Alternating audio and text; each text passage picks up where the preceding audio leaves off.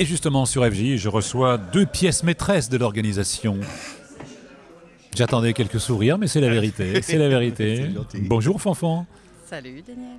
Oh, refaites-le un peu pour voir. Bonjour Daniel. Ça fait du bien. Oui, ça va très bien. Et Daniel Matz, bien sûr. Bonjour Daniel. Parce que Daniel ne manque aucun numéro du festival. Exactement, oui. Il a fait les 30. Ah, les 30, oui, tout à fait. Tu l'as vu grandir, ton petit? Oui, bien sûr, oui. Enfin, c'est notre petit, je ne suis pas tout seul, bien sûr. Oui, je sais bien. Ça t'a permis, Daniel, de rencontrer les guitaristes que tu adorais avant, dont tu avais les disques? Oui, un peu ça aussi. Bien sûr, oui, effectivement. Donc, les 45 tours de l'époque. Donc, mais maintenant, déjà, ça a supplanté, le CD a supplanté à tout ça. Donc, maintenant, on passe à CD. Puis il paraît même que le CD est en voie de disparition. Alors, oui, tu vois, donc, on ne sait plus. On ne sait plus. On ne sait plus. Au vinyle. On revient pour vinyle, mais bon, c'était pour... c'est pour les allées rétro, comme on dit. Alors, le rôle de Fanfan ici, c'est, à part la bonne humeur, bien sûr, mais c'est déjà beaucoup, mais qu'est-ce que c'est? Les caterings. Voilà. Les quoi? Les caterings. C'est-à-dire? C'est-à-dire que je dorlote les artistes à l'arrière-scène. Voilà. Et ça s'appelle comment, alors, en bon français? Alors, comment on dit? Enfin, non, mais en anglais, alors donc, ce que tu as... Les caterings. D'accord. Catering, voilà. C'est-à-dire que le mettre en bonne condition avant l'entrée sur scène, c'est ça? Tout à fait. Mais ça risque d'être dangereux, non? Non, mais honnêtement, non. Comment ça? Je veux dire, ils ont peut-être, pour être décontractés, ils ont peut-être besoin de choses inavouables quelquefois. Certains ont des petits rituels, oui. Certains ont des petits rituels, certains ont des petites habitudes, mais voilà quoi. Mais alors, comment on les connaît, ces habitudes? Ils mettent ça par écrit, non? Alors, je reçois tout. Je reçois des petits courriers un peu avant. Ah, d'accord. Voilà, mais le courrier émane de l'artiste lui-même ou des agents ou des personnes qui s'occupent de... La production? La production, c'est ce qu'on appelle les riders. Tu reçois un courrier où il est expliqué dessus à la fois tout ce qui est la fiche technique de leurs instruments, de leur matériel sur scène, de leur disposition, de ce qu'ils vont avoir besoin comme matériel, comme branchement, voilà. Ça, c'est plus la partie technique. Les technos t'en expliqueront beaucoup. Là, c'est objectif. Voilà. Bon, c'est facile à comprendre. Et puis, en même temps, tout ce qui est l'accueil derrière, la préparation des loges, avec les petits besoins de chacun. Voilà, des petites friandises. Ah oui, la couleur le petit casse-croûte. La couleur des rideaux, non, les fleurs, non, tu vois, on n'a pas ce genre de choses. Ils sont très sympas. Une guitare, un ampli à leur disposition. Ça, c'est plutôt pour les technos. Oui, d'accord. Voilà, moi ça va être plutôt l'accueil, leurs petits besoins, voilà. Mais on réussit toujours.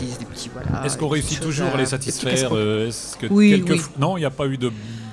Non, honnêtement, moi ça va faire 10 ans maintenant là que je suis... Il n'y a pas eu de gros caprice, quoi. Non. Et souvent ça vient pas forcément des artistes. Ah oui. Je suis un peu vilaine là-dessus, mais ça vient pas forcément des artistes, des petits caprices. Les caprices viennent de ceux qui veulent se faire remarquer. La production. D'accord. Voilà. Qui va s'imaginer que l'artiste va avoir des exigences particulières, alors que finalement pas du tout. Tu t'aperçois qu'après, non, les artistes sont heureux de venir. Tu as des exemples de ces exigences bizarres de la production, par exemple? Ouais, mais bon, non. Sans le dire, tu veux pas. Non, c'est les backstage, c'est derrière, tout ce qui se passe derrière. Tout ce qui se passe derrière reste derrière. Voilà. Très bien. Ça tombe bien, j'ai tout compris, mais là on est derrière, justement. Derrière le micro. Ouais. Non, on ne saura pas? Non. D'accord, très bien. Est-ce que quelquefois ça t'a paru bizarre quand même? Ça m'a paru quelquefois, je dirais, un peu extravagant. Et un peu, ouais. Ça vient plutôt des Américains, des Anglais, des Français? Alors, des Américains, mais comme je t'expliquais, c'est pas l'artiste en lui-même. J'ai bien compris. C'est la prod qui s'imagine que les artistes américains, quand ils vont venir, on va vouloir leur plaire à un point qu'on va faire avoir des demandes qui finalement sont pas leurs demandes à eux. Par exemple, une marque de whisky, de bourbon? Oui, ça va être ça, voilà. Ça, oui, voilà, mais ça reste encore quelque chose de banal, quoi. Ah oui, très bien. Ça reste encore quelque chose de banal sur les riders. Est-ce que, à contrario, certains artistes exigent qu'il n'y ait pas dans leur loge quelques objets qui leur porteraient malheur, je ne sais pas. Ça peut arriver, ça? Moi, depuis que je m'occupe des caterings, en fait, j'ai pour principe que la loge, c'est pour se changer, pour avoir un espace d'intimité, pour se changer et tout. Par contre, tout ce qui va être, justement, ce qu'on appelle le catering, tout ce qui va être la collation, l'échange, c'est pas dans les loges pour nous. Si tu veux, le festival garde un esprit quand même de convivialité, d'échange, tous ensemble. Donc, nous, sur l'arrière-scène, scène, ça se passe principalement, bon, ce soir ce sera là sur l'auditorium des congrès, mais vendredi et samedi ce sera sur la scène du Centre culturel Albert Camus. Derrière, on a la chance d'avoir quand même des backstage relativement importants, une arrière-scène assez importante, on a un bel espace, ce qui fait que en fait, nous on met une grande table. Et puis on pose tout sur la table, et c'est comme à la maison, on échange, on s'assoit autour, voilà. Si on a envie de venir boire quelque chose, manger quelque chose, on vient, c'est à l'arrière, avec les technos, les artistes sont avec les technos, sont avec l'équipe du festival, voilà, avec leurs musiciens. Tout le monde s'assoit, ça finit généralement par un gros bœuf à la fin, et ça c'est chouette. Ça, c'est chouette. Alors, que s'il y a l'esprit loge, bon, ça peut arriver qu'un artiste va rester un petit peu plus longtemps dans sa loge, mais si tu veux, le fait de pouvoir justement être tous ensemble derrière, ça va permettre qu'il y ait une ambiance particulière et qu'il va y avoir des échanges qu'on n'aurait pas si chacun restait dans sa loge, restait dans son coin. Les musiciens, des artistes vont se retrouver, vont s'échanger, vont discuter. Il y a vraiment toute une ambiance particulière à l'arrière-scène, quoi. Est-ce que les musiciens, les guitaristes en particulier ici, est-ce qu'ils sont différents en étant avec un peu de stress au départ et à la fin, ils t'apparaissent différents? Alors beaucoup sont stressés, il ne faut pas croire que depuis des années qu'ils jouent, beaucoup gardent le trac. Et quelque part, c'est compréhensif parce que ça permet aussi de rester vigilant sur leur travail, sur leur concentration, sur leurs morceaux. Oui. Après, effectivement, une fois qu'ils sortent de scène, ça y est, ça relâche, ça, voilà. Mais c'est... Enfin, chacun le vit différemment.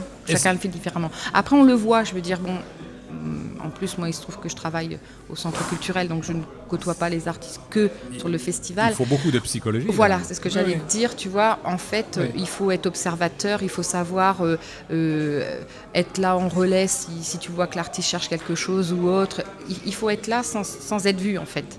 Être attentif à leurs besoins, mais en étant toujours en recul, effacé, ne pas les gêner dans leur concentration. Oui, c'est ça, il y a une attitude à adopter. Effectivement, il faut... Il y a une attitude à adopter que tu as apprise au fond, au fur et à mesure. Non, je pense que... C'est naturel. Après, je pense que c'est naturel, c'est d'instinct quand tu t'intéresses aux gens. Voilà. Ah, je sais pas si on m'a choisi, ça s'est fait comme ça, mais voilà. Ouais. Bon, j'ai eu une vie antérieure avec un métier au contact des gens et peut-être que ça y fait énormément, quoi, le fait de côtoyer des gens de tout âge, de toute Est-ce qu'il existe des mots, des attitudes à ne pas adopter, par exemple Non ? Je sais pas. Ça vient naturellement aussi. Je crois que ce qu'il faut surtout, c'est être soi-même. Oui. Être naturel, être déjà soi-même. Parce que si tu cherches à vouloir être trop ou pas assez, ça complique beaucoup les choses. Si tu es déjà toi-même, l'artiste il le sent et tu le prends comme lui il est et voilà, et ça se passe très très bien. Est-ce qu'on a des paroles de remerciement à la fin, de gratitude Ah, oui, bien sûr. Oui.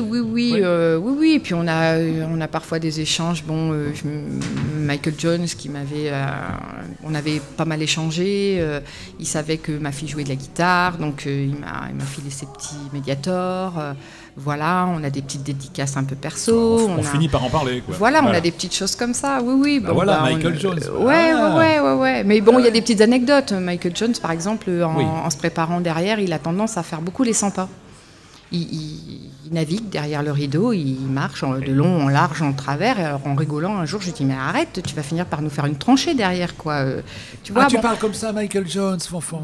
Oui, arrête de marcher, tu vas créer un fossé. Je te dis, en fait, faut rester soi-même, quoi. Bon, voilà, quoi. Est-ce que ça l'a mis à l'aise? Mais tout à fait, ouais. Non, il n'y a pas de souci. Mais parce qu'ils ont l'esprit festival aussi. Ils connaissent le festival pour certains et puis ils ont bien compris comment on fonctionnait. Et le message est passé dans la France entière. C'est Fanfan qui est avec vous, celle qui vous... Ah oui, c'est sûr. Au moins, ouais. Est-ce que tu reçois des cadeaux à Noël, par exemple? Non, mais bon, le festival reçoit des cadeaux régulièrement. On a des festivaliers ou des gens qui fréquentent le festival depuis des années, qui apportent des petites choses. On a quelqu'un qui apporte tous les ans la petite boîte de Calisson Dex. On a droit, avec la guitare Brock, René Paul reçoit... Il y a quelqu'un qui lui apporte toujours des petits kiwis de son jardin. C'est des petites choses comme ça. Voilà, c'est des petits moments simples, des choses simples, quoi. Il n'y a pas besoin de... Est-ce que tu es prête pour accueillir Robin Ford après-demain, pardon, oui. Après-demain. Oui, c'est vrai. Oui, tout à fait. Est-ce que tu as en tête quelques recommandations particulières? Non, tu vois, justement, il a un rider les plus simples possibles, tu vois. Franchement, alors là, il n'y a aucun problème. Comme quoi? Aucun problème. On est soufflé, Daniel Matz. Ah, tout à fait, oui. Est-ce que tu aurais pu faire le travail de Fanfan? Ah, non.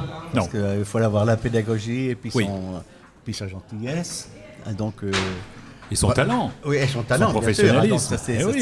Peut-être même ses lunettes aussi. Par contre, pour compléter, effectivement, il y a quand même quelques artistes, moi je ne peux pas trop les citer, qui ont un peu des petites manies. Oui, c'est des petits rituels fait de conditionnement, de préparation avant. Pas citer, mais bon, attendez. L'une a parlé de rituel, mais Daniel a carrément parlé de manie. Oui, c'est pas une manie, mais ça nous paraissait un peu bizarre. Oui, donc, bien sûr. Mais si tu vas le dire quand même. Si, je veux dire, Papa Choubi, il nous a un peu fait des exigences. La bougie, les ventilateurs de c'est un personnage. C'était un personnage. En plus, c'était un gars qui fait son quintal, quoi. Donc, oui, on proteste moins. Oui, d'accord. Non, puis en plus, il est un peu ours. On oublie la barrière de la langue, là. Donc on comprend pas, mais la gestuelle, ça suffit. Cela dit, très bon guitariste. Ah oui, tout à fait. Oui. Mais bon, il a c'est sa petite manie, ou peut-être que pour son confort, peut-être c'est normal, hein, donc je pourrais... Mais bon. Elle est très diplomate, Fanfan, parce qu'elle n'a pas osé nous dire, il nous a vraiment ennuyés, non, pour pas dire autre chose. Mais là, non, vous comprenez, il a son petit rituel, voyez-vous. Ouais, non, mais on ne sait pas comment on réagirait si on était à leur place. Hein. Peut-être qu'il nous faudrait aussi des choses qui nous rassurent. Également, hein, donc on improvise, on voit tout de suite un peu la personne qu'on a à faire. Donc, après, on voit vite les personnages, hein. Voilà. On sent vite la personne. Mais par contre, en général, ils repartent toujours avec des bons souvenirs, des sourires. Parce que finalement, Daniel, tu n'es pas présente en backstage derrière. Je vais rejoindre Fanfan. Il va faire son petit tour. Il vient faire son petit tour. Ah, c'est-à-dire, Daniel Matz, finalement, à sa carte blanche, il a accès à tout. D'accord. Papy, c'est ça. Il a son... ça y est, le mot était prononcé, papy. Mais pourquoi diable, papy, au juste? C'est papy, c'est notre papy. Non, c'est parce que je suis le plus jeune de la bande, certainement, peut-être. Exactement. Ah oui, c'est vrai. Et oui, Daniel est né avant l'invention de la Stratocaster. Oui, largement. C'est vrai. Oui. Il a connu les 78 tours. Oui, on peut dire ça. Mais bon, c'est vrai que... Il a connu les phonographes aussi. Pas encore. Peut-être il n'a pas encore sonotone. Non, mais on avait la TSF, donc c'est déjà bien. Déjà. C'est vous dire. La question que j'avais posée ce matin à Alex, mais je crois que tu seras d'accord, jamais vous n'auriez imaginé qu'à la première édition, vous iriez déjà jusqu'à la 30e. Non, absolument pas. Donc, tout en étant optimiste. On a pensé que c'était un coup d'essai qu'on avait fait la première fois en 1980. Mais un coup de maître, bien sûr. Un coup de maître. Et un coup de maître. Et ensuite, ça s'est un peu étoffé l'année d'après, parce que la première fois, on a dû te raconter certainement la manière dont on a organisé ça. Donc c'était en 15 jours de temps, c'était ficelé, c'était tout. Et puis, par contre, l'année d'après, on a eu une réunion avec Marcel Dadi à Paris. Et puis nous, on a essayé de pérenniser à ce moment-là la réunion, de faire un festival régulier et soudain, bien sûr. Donc, et en plus, c'était très bien situé au centre de la France, bien sûr. Donc c'était pour attirer les gens du Nord, du Sud et tout. Donc, et en plus, Christian Laborde nous a beaucoup aidé pour ça. Donc, qui connaissait bien Marcel Dadi. C'est lui un petit peu qui a conseillé de faire ça sur Issoudun, bien sûr. Donc, et Christian est ce soir à côté de nous, oui, voilà, sur la scène de l'auditorium. Oui, voilà. Tout à fait. Voilà, donc c'est pour ça qu'on y croyait. Meilleur souvenir pour toi, Daniel, si je t'en demande un ou deux? Je peux pas dire meilleur souvenir parce que c'est tous des bons souvenirs. D'accord. Moi, je me rappelle de l'avenue de Chet Atkins, bien sûr. Donc ça, on l'a eu une fois. Bien sûr. Et par contre, Tommy Emmanuel m'a beaucoup impressionné aussi. Donc ça, c'était des beaux souvenirs. Et du point de vue également, donc c'est son jeu de scène, bien sûr. Ça a un pitre, donc sur scène, ça c'est formidable. Donc et en plus son talent de guitariste, donc c'est.